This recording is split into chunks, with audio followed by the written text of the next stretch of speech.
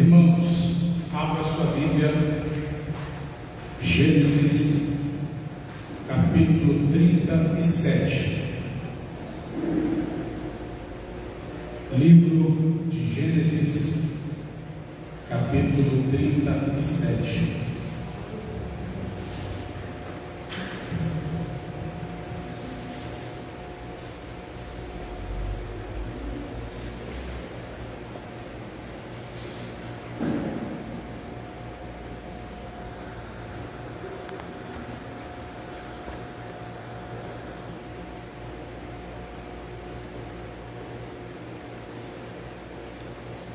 Amém?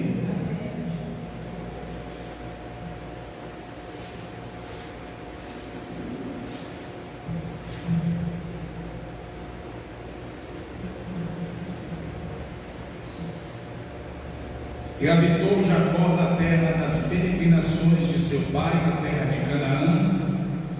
E essas são as gerações de Jacó, sendo José de 17 anos, apacentava as ovelhas com seus irmãos, e estava este jovem com os filhos de Bila e os filhos de Zilpa, mulheres de seu pai. E José trazia uma má fama deles a seu pai. Israel amava a José mais do que todos os seus filhos, porque era o filho da sua velhice, e fez-lhe uma túnica de várias cores. Vendo, pois, José seus irmãos que seu pai o amava mais do que a todos os seus irmãos, aborreceram-no, não podiam falar com ele pacificamente. Versículo 5: sonhou também José um sonho que contou a seus irmãos, por isso o aborreciam ainda mais, e disse-lhes eles: ouvi, pois, peço-vos este sonho que tenho sonhado. Eis que estava lavando molhos no meio do campo, e eis que o meu molho se levantava e também ficava em pé, e os vossos molhos rodeavam e se inclinavam ao meu. Então disse aos seus irmãos: tu, pois, deverás reinarás sobre nós, tu deverás terás domínio sobre nós. Por isso, tanto mais o aborreci por seus sonhos e por suas palavras. E a gente vê agora versículo número 18. E viram-no de longe antes que chegasse a ele, conspiraram contra ele para o matarem. E disse uns aos outros: eis lá vem o sonhador. Vinde, pois, agora e matemo-lo, lancemo-lo numa destas covas, e diremos uma besta fera ao comeu, e veremos que será dos meus sonhos. E ouvindo Rúben livrou das suas mãos e disse: não lhe tiremos a vida. Também disse Rúben: não derramarei sangue, lançai-o nesta cova que está no deserto, e não lanceis mão dele, para o livrá-lo de suas mãos e para torná-lo a seu pai. E aconteceu que, chegando a José a seus irmãos, tiraram a José a sua túnica, e a túnica de várias cores que trazia, e tomaram-na e lançaram-na na cova, porém a cova estava vazia, não havia água nela. Depois assentaram-se a comer pão, levantaram os olhos e olharam, eis que uma companhia de ismaelitas vinha de Gileade, e os seus camelos traziam especiarias e bálsamo e mirra, e o levar ao Egito. Então Judá disse aos seus irmãos: que proveito haverá em que matemos ao nosso irmão e escondemos a sua morte? Vinde, vendamo-lo a estes ismaelitas, e não seja a nossa mão sobre ele, porque é nosso irmão, nossa carne. E os seus irmãos obedeceram.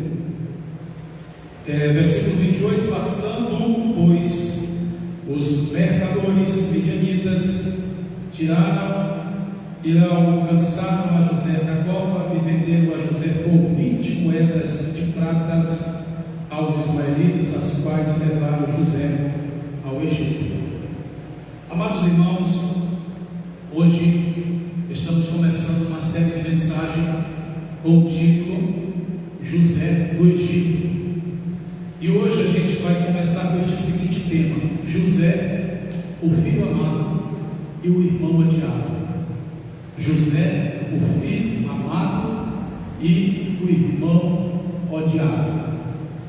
Mas para começar, a gente tem que lembrar de José, as suas características.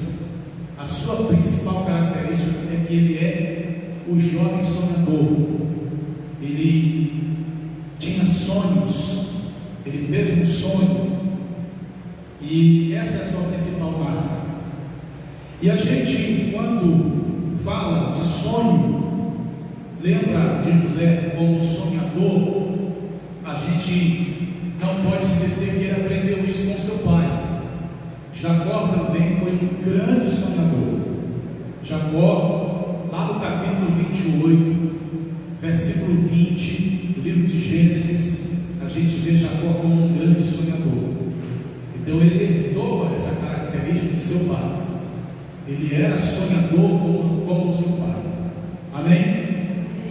Porém, a gente acompanha desde o versículo 30 de Gênesis, vemos Jacó com um comportamento de passividade. Em Gênesis capítulo de 30 em diante, a gente vê Jacó ainda, na casa do seu sogro Labão, quando ele pede luta por 7 anos para se casar com Raquel. Aí depois Labão vem e diz para ele que, de acordo com as leis lá da família, de acordo com a tradição, não podia se oferecer a irmã mais nova antes da irmã mais velha. Então, se ele quisesse, casava, comia, que era a irmã mais velha, e depois ele casaria com Raquel. Veja só, irmão, uma coisa que eu observo aqui é que hoje a gente vai estudar conflitos na família. Esse vai ser nosso principal tema: conflitos na família. A gente vai ver os conflitos que havia na família de Jacó e os conflitos que havia na família de Labão. O que eu acho interessante desse texto é que Lia não hesitou casar com Jacó. Ela não hesitou. Ela não chegou para o seu pai, expressou seu desejo: pai, esse homem não gosta de mim, esse homem não é apaixonado por mim, esse homem é apaixonado pela minha irmã, ele está lutando pela minha irmã, ele gosta da minha irmã, ele trabalhou 7 anos para casar com a minha irmã, então eu não acho justo o senhor me obrigar a isso. Mas a gente vê que Lia, ela, em busca dessa paixão, desse amor não correspondido, ela prefere prejudicar toda a sua vida, ela prefere prejudicar toda a sua trajetória, ela prefere prejudicar o seu futuro, a sua mocidade, para se dedicar a um homem do qual não lhe ofereceria sentimento nenhum. Porque, sem sombra de dúvida, irmão, pelas Escrituras, Jacó só amou Raquel. E você sabe como foi difícil para essa mulher ser esposa de um homem que não tinha olhos para ela. Porém, ela que escolheu esse tipo de vida. E por que ela escolheu esse tipo de vida? Para não deixar a outra feliz. Ela escolheu esse tipo de vida como dizendo assim: esse amor aí eu não vou permitir. Eu não vou permitir. E aqui a gente já contempla o primeiro conflito dentro de uma família. E o que a gente começa a perceber? Que existem pessoas assim.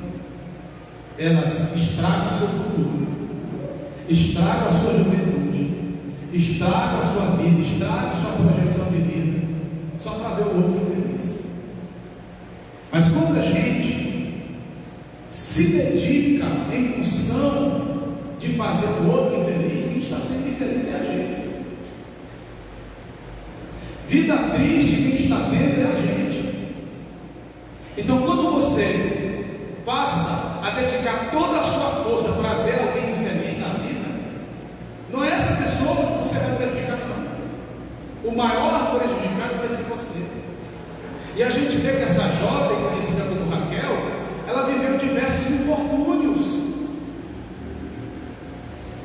Por exemplo, ela não dava luz, ela era estéril, mas mesmo ela sendo estéril, a outra já dava muito filho para Jacó. Era um atrás do outro, e ainda zombava da irmã. Olha aí, ó, tá vendo? Ela colocava assim a mão nas cadeiras. Ah, não é bom ficar grávida. Ou seja, ela era feliz por fazer a outra infeliz. E esse é um dos primeiros sintomas da inveja, meu irmão. O invejoso fica feliz com a tragédia do outro. O invejoso fica feliz quando vê o outro prejudicado. Então nós temos que ver o seguinte: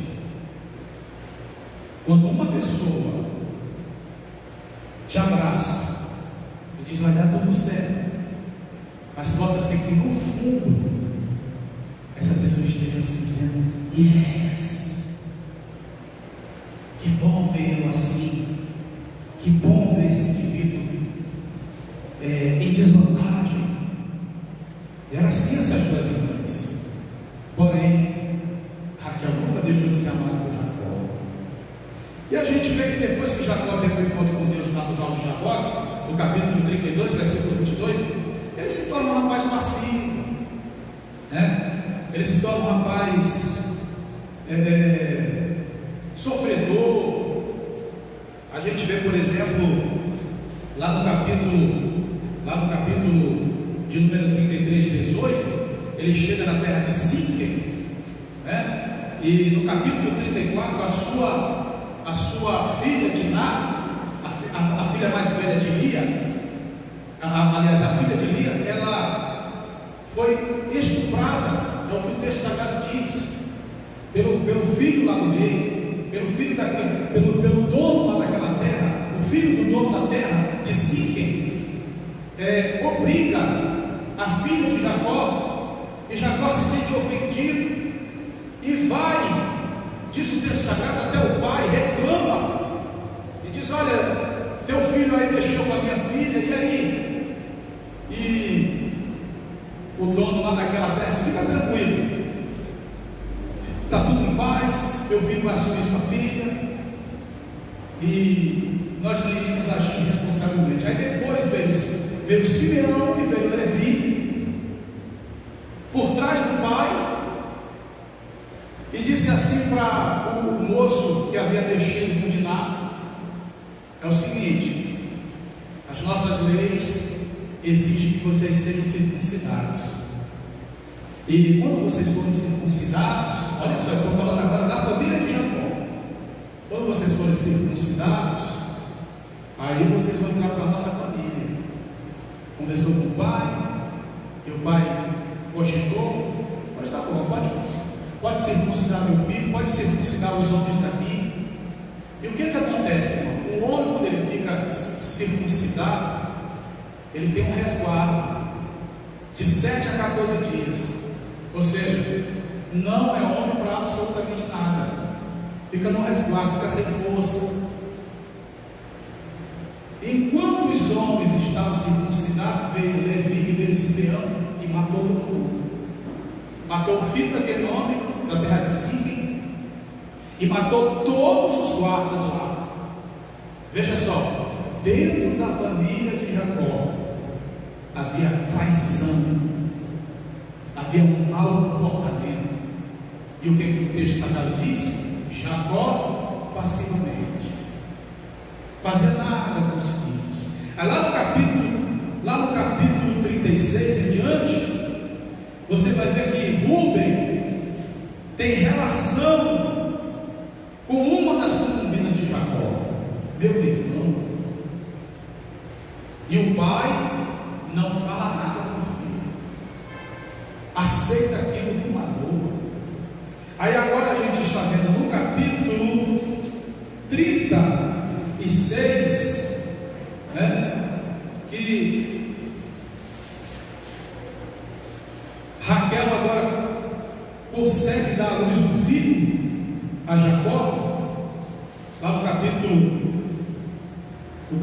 de número 35, capítulo de número 35, versículo 16, Raquel dá um filho para Jacó e morre, e coloca o nome do menino de Benoni, que significa filho da minha dor, e morreu. E agora Jacó fica sem esposa, fica sem a sua amada, e esta lhe concede à luz um filho, e este menino se chama José. E no capítulo 37 de Gênesis, José já estava rapaz, com 17 anos de idade. E olha o que está acontecendo dentro da família de Jacó. Os mais velhos começam a odiar José. Por qual motivo, por qual razão? Está no versículo 3. Porque José, versículo 4, era amado mais do que todos os seus irmãos. E qual era o motivo? Porque José era o filho da velhice de Jacó. José era o filho da velhice de Jacó. José era aquele tipo de rapaz inocente, acreditava em todo mundo, acreditava na bondade das pessoas, era um menino puro, não tinha maldade de nada. Quando foi um belo dia, ele disse para os seus irmãos: eu tive um sonho, que a gente estava no campo e eu estava com o meu feixe, vocês com o de vocês, né? O meu ficava em pé, o de vocês se curvava diante do meu, e eles ficaram com raiva. Por acaso você vai reinar sobre nós? Por acaso você vai reinar sobre a gente? Não gostaram. José não deu interpretação nenhuma. Eles que interpretaram o sonho de José. José não disse nada. Entendeu? É aquela coisa. Muitas pessoas vão querer interpretar os teus sonhos. Muitas pessoas vão querer interpretar o teu chamado. Às vezes você não está dizendo nada. Aquele ali quer ser padre, quer ser pregador. Aquele ali quer ser missionário. Aquele ali quer ser pastor. Você não está dizendo absolutamente nada. São as pessoas, né, com espírito de antipatia que estão brincando com você. Você não está dizendo absolutamente nada. Você não está dizendo que você quer ser missionário. Quando você começa a fazer alguma coisa, já, estou dizendo, está querendo carro, está querendo ser obreiro, está querendo ser alguma coisa. Aí José diz: eu não terminei, eu ainda tive mais outro sonho. Aí nessa hora o Jacó, bem velhinho, foi chegando, chegou na porta. José, bem velhinho, o que você está falando aí, meu filho? Não, pai, porque eu tive um sonho, porque naquele tempo Deus falava por meio dos sonhos. Pai, eu via 11 estrelas, a lua e o sol debaixo dos meus pés. Aí José é chamado a atenção pelo seu pai: meu filho, que é isso? Por acaso eu, tua mãe e os teus irmãos iremos nos curvar diante de ti? O que é isso, meu filho? Para com isso. E o texto sagrado diz, né, que os irmãos de José, os 10, disseram assim: pai, a gente vai para a terra de Síria, a gente vai pastorear o rebanho. Aí olha o erro de Jacó, jurou Israel. Olha o erro gritante que Jacó comete. Meu filhos, você sabe como é seus irmãos, são cheios de confusão. Vai atrás dos teus irmãos. E o texto sagrado diz que ele foi atrás. E a gente vê que está aqui no versículo 1, versículo 2, né?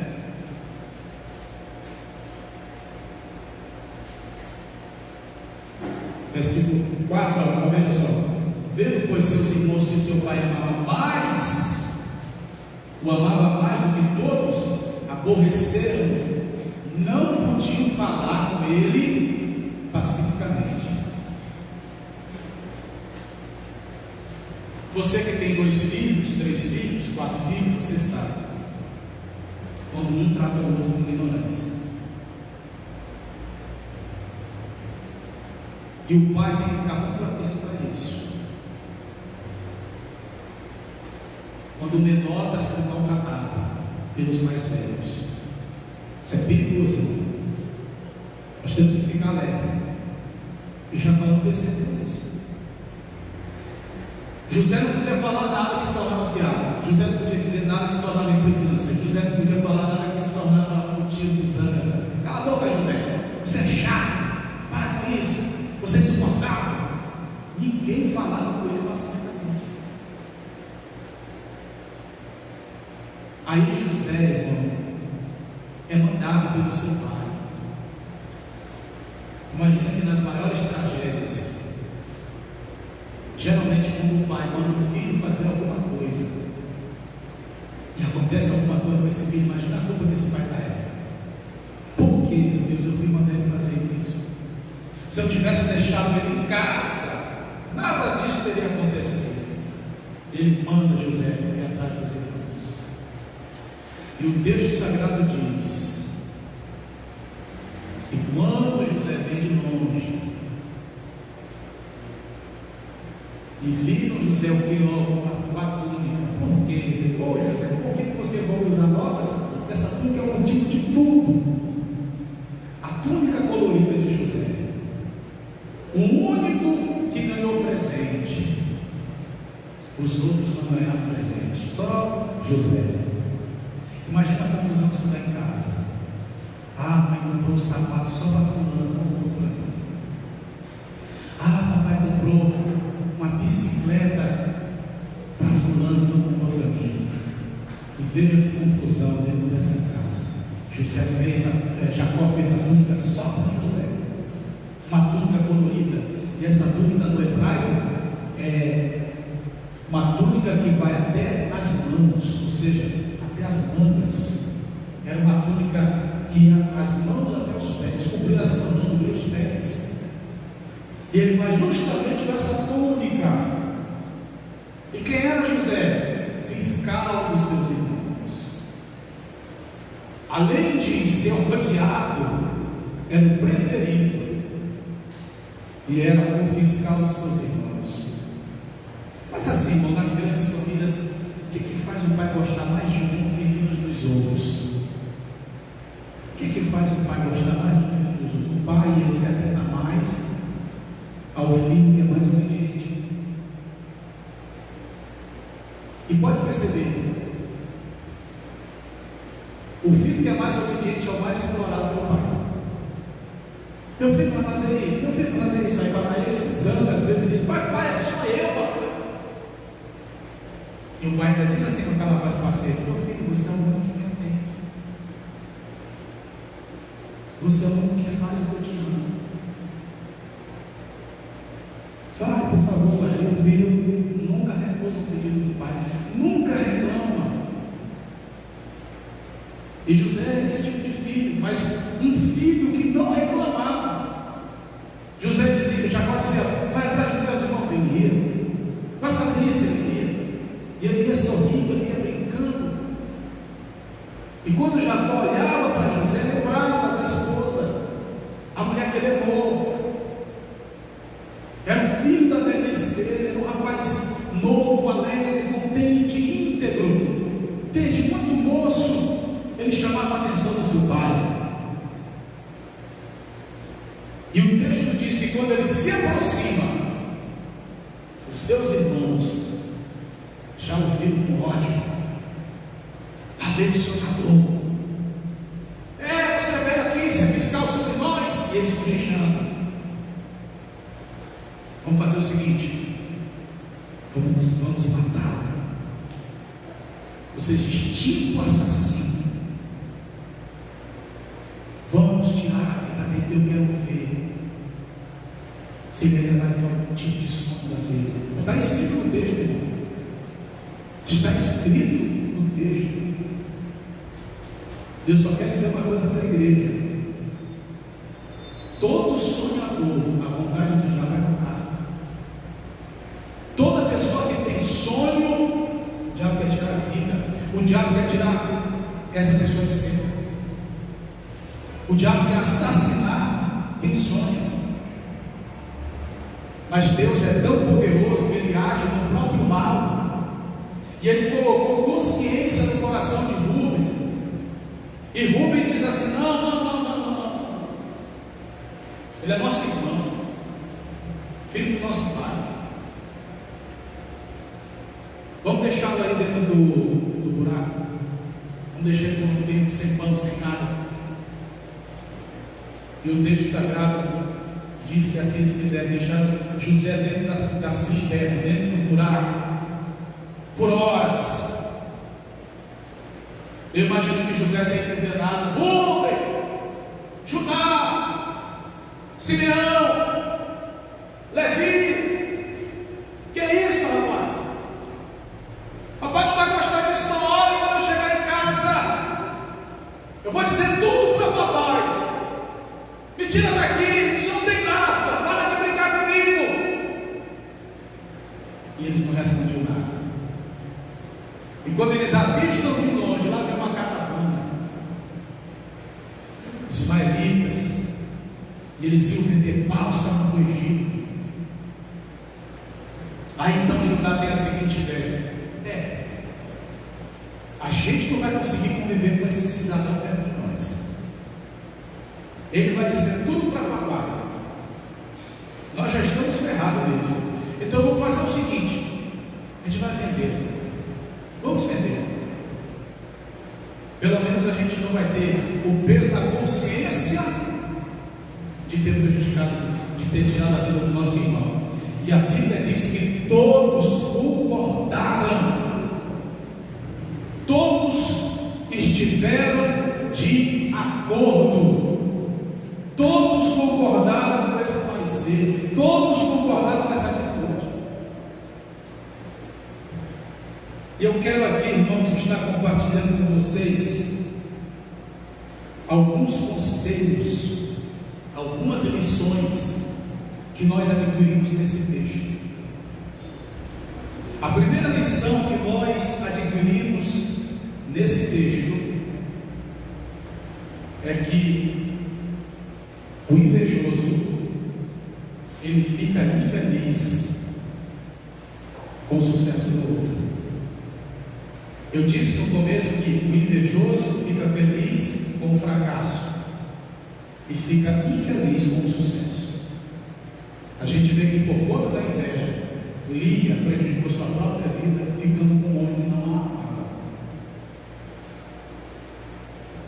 Prejudicou a própria vida. E agora a gente vê um outro sintoma da inveja. A inveja faz o indivíduo odiar o sucesso do outro, a alegria do outro. E a Bíblia diz que os irmãos de José o odiavam, tinha raiva dele, tinha ódio dele. E qual é o pensamento que rodeava a mente daqueles rapazes? O motivo dos nossos problemas é a existência dele. Se ele não existisse, papai ia amar todos nós. Mas sabe por que papai não ama todos nós? Por causa da existência dele.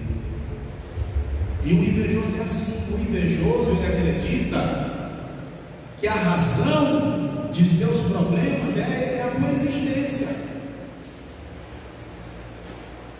a razão de você existir. E às vezes, irmão, a gente fica se perguntando: mas por que tem inveja de mim?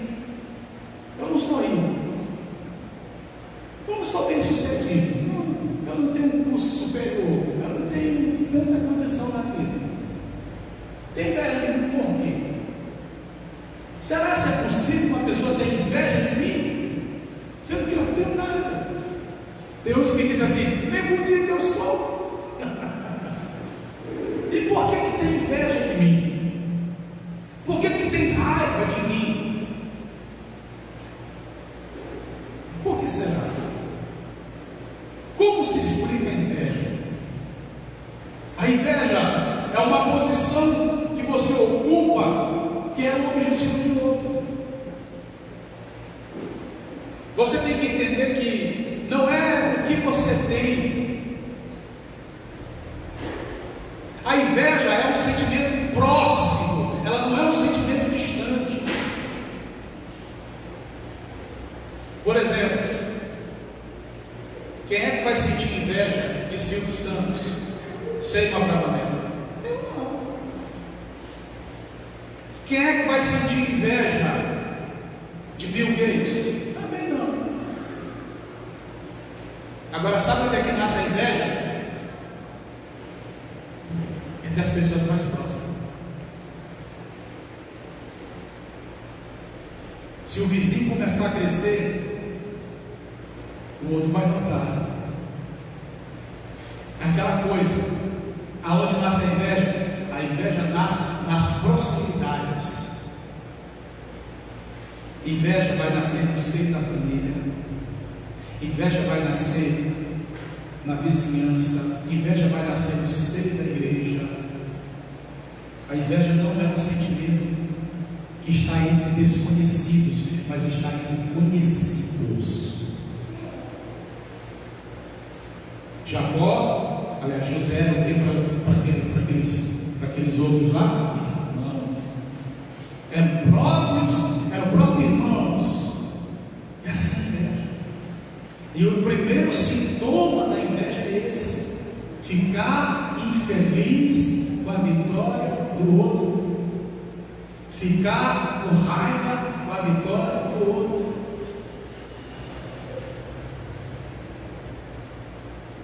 Então, meu irmão, fecha os teus olhos nessa noite. Você que está na rede social, fecha os seus olhos também. Você que está recebendo essa palavra, comece a orar a Deus, dizendo: Deus, não permita que esse sentimento nasça em mim. Se eu ver o meu irmão crescer, se eu ver o meu irmão ser abençoado, se eu ver o meu irmão ficar bem sucedido, se eu ver o meu irmão crescer, se eu ver o meu irmão ser abençoado pelo Senhor, em nome de Jesus Cristo, eu profetizo, Senhor, que eu vou ficar feliz, eu vou ficar contente. Irmão, outro sintoma da inveja, sintoma da inveja, a gente vê José sonhando, amém?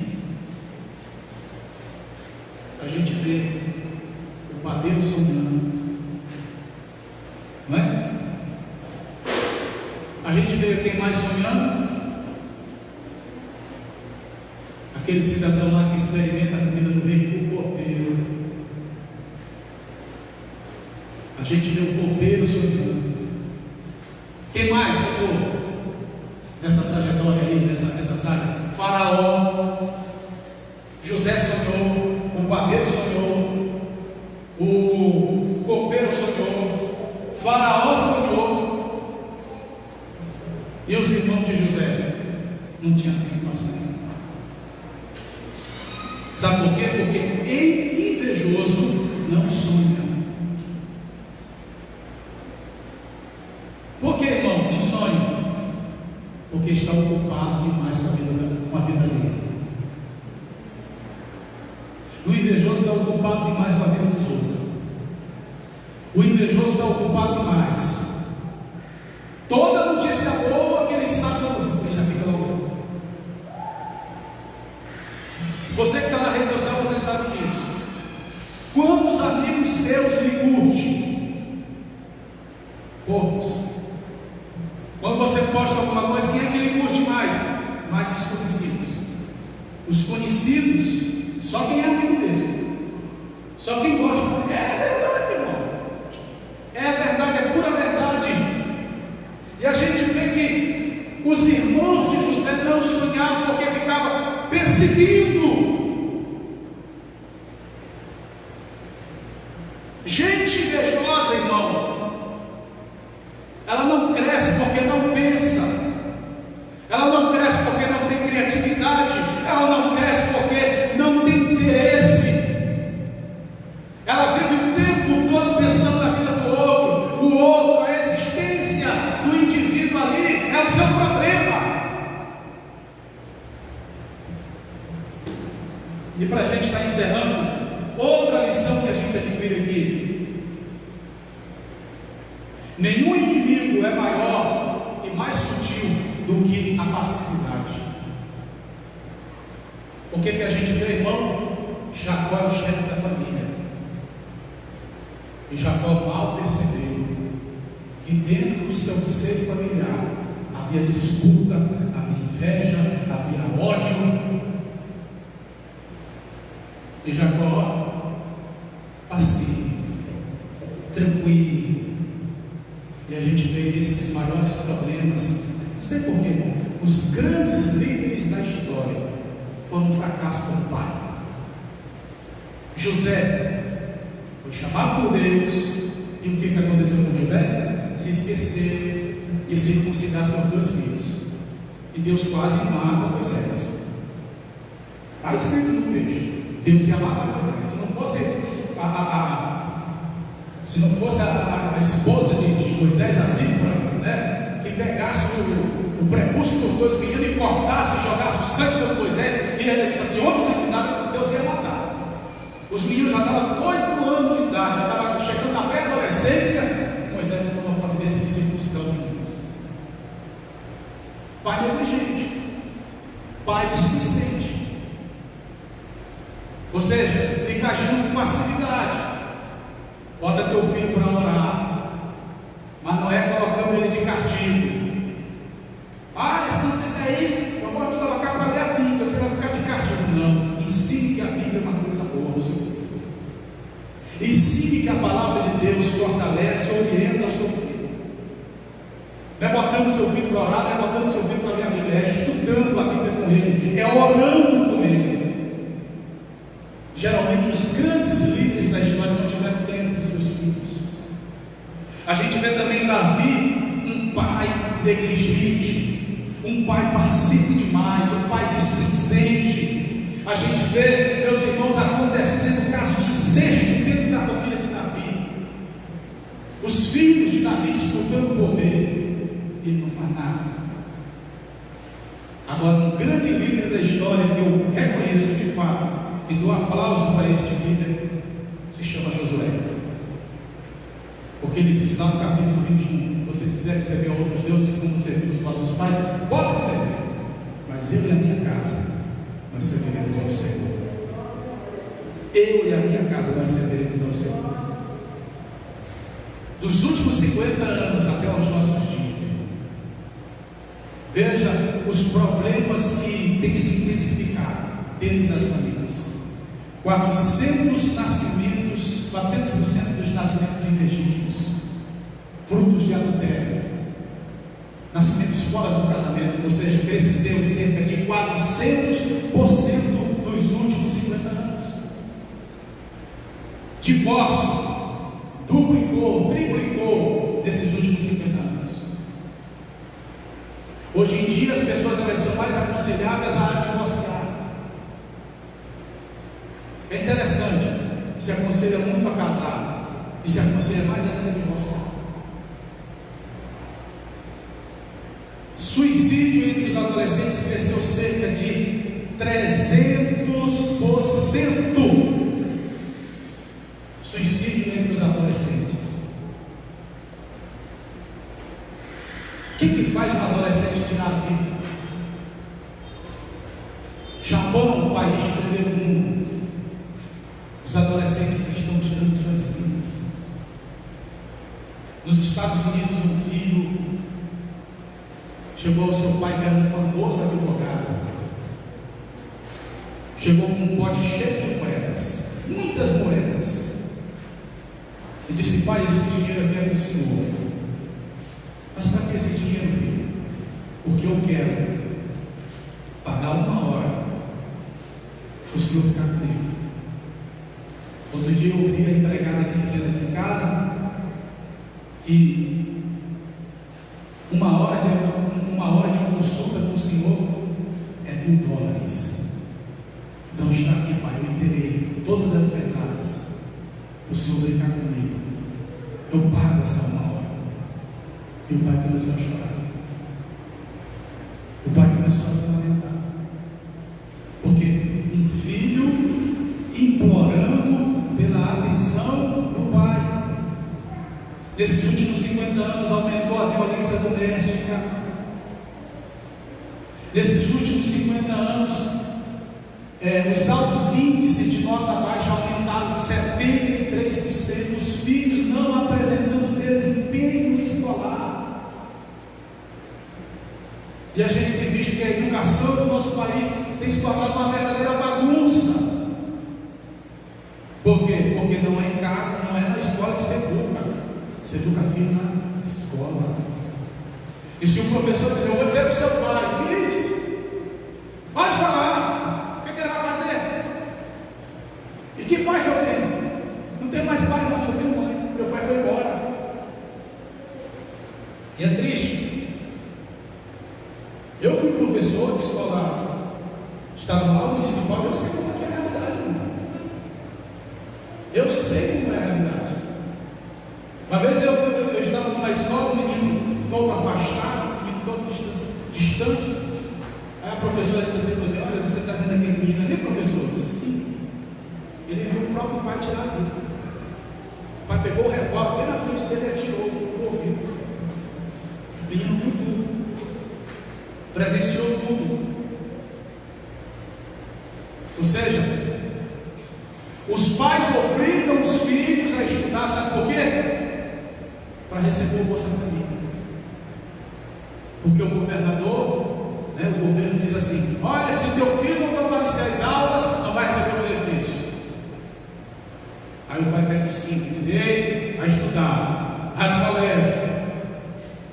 E o menino sabe que o pai só obriga, o filho está dentro do colégio, o filho está dentro da escola. Por quê? Porque tem que receber o Bolsa Família. E dentro da escola, o menino vai cheio de conflito. E o que a escola fez? Tirou o poder dos professores. Eu dei aula, o menino aprontava dentro da sala de aula. Eu dizia: vai para a diretoria, menino. Quando era 5 minutos, o menino voltava, rindo da minha cara. Depois, aprontava: vai para a diretoria, menino. Você menino voltava rindo da minha cara. Na terceira vez, lá vem a diretora do menino: professor, você tem que controlar a sua sala de aula, pelo amor de Deus. Toda hora você manda esse menino lá para a diretoria, tem mais o que fazer. Aí eu disse: olhei para o céu e Deus, o que eu estou fazendo nesse inverno?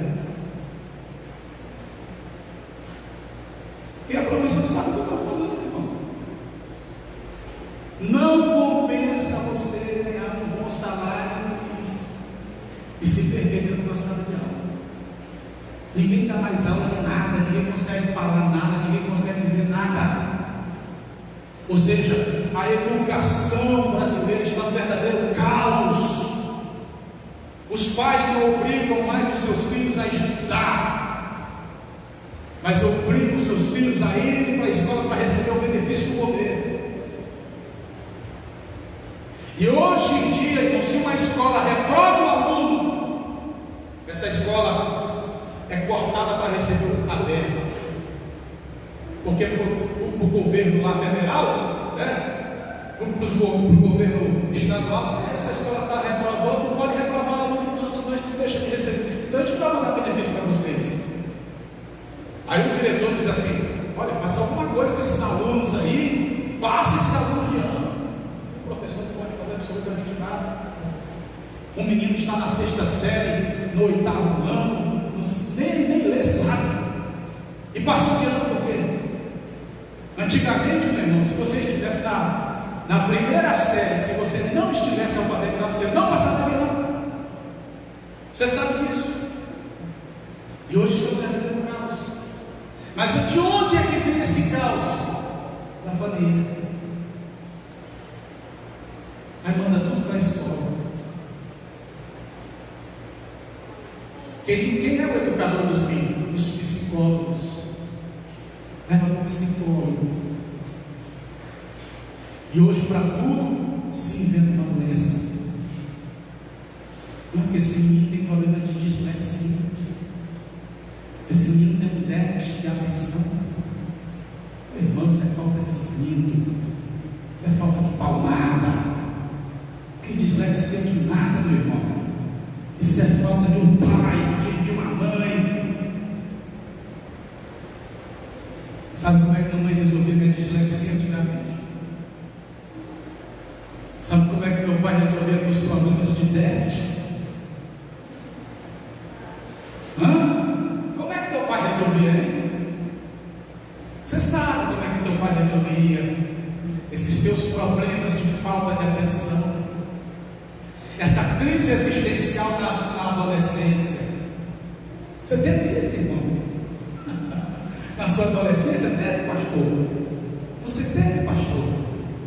Teve não. Filho de militar, filho da irmã. Entendeu? Olha o que a irmã está fazendo. Irmã, se não obedecer até hoje, olha a irmã, olha aí com o dedo. Está com 37 anos, tamanho é o nome desse mãe. Exige respeito. Porque, irmão, criação é criação. E aonde é que vamos parar, irmãos? Veja o que aconteceu dentro da família de Jacó.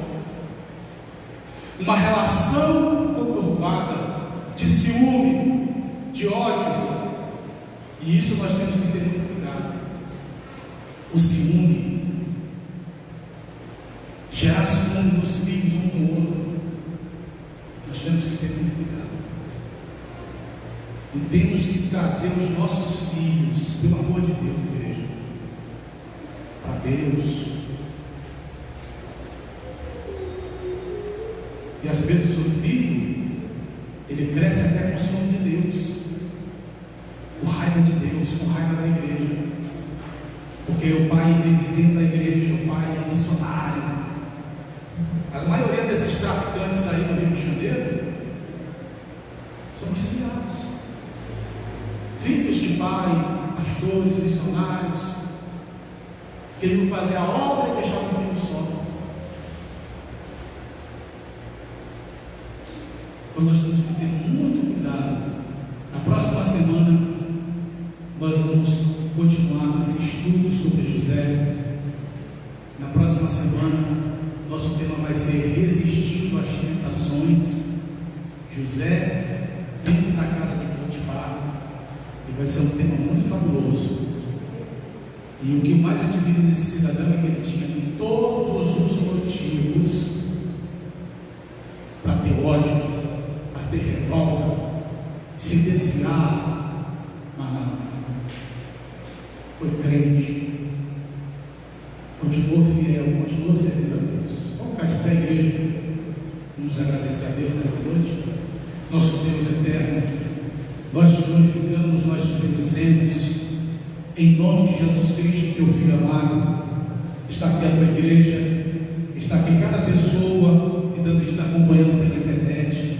Senhor, dedica uma bênção especial para todos que estão acompanhando agora essa live, Senhor, todos que estão aqui acompanhando dentro da tua casa, que eles sejam ricamente abençoados, a sua família, o seu lar, os seus filhos. Cobre, Senhor, com teu sangue os nossos filhos, cobre a nossa família com teu sangue, Senhor. Deus, visita aqueles que ainda não te conhecem, aqueles que ainda não conhecem a tua palavra. Entra com salvação, salva, alcança.